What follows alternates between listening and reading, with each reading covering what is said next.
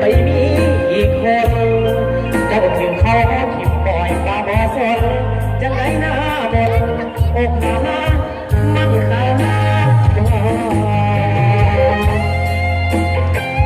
เอากลับสวัสดีกับพี่น้องเจ้าเป็นสิ่งกันเด้อสิ่งสุดๆต้องมีกันแล้วกันเอากลับให้สบายดีกัน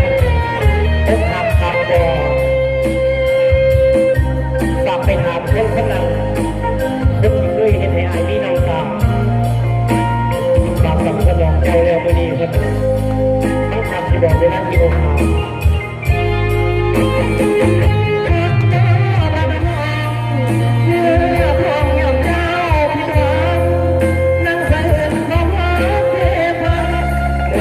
ความหวังน้ำตาไหลไม่ออ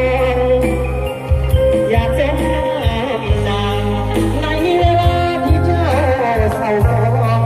คนมาเนี่ยหลอกลวงคือน้องบาดยามเศร้าหมองบาดเสียอยากขาดคนงามอกหักขับบอกผู้สึกจังไรละน้องเจ็บคือกันบอกเมื่อเขา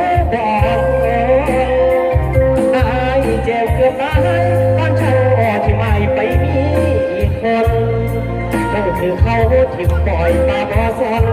จังไรหน้าบนอกหามันทำ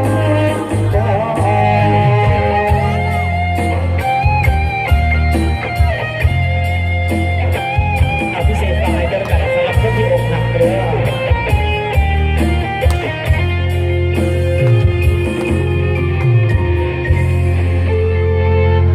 เสียงตะมือพี่น้องมาเส้นเป็นสิ่งดังๆเนี่ยจังหวะเนี่ยขอบใจหลาย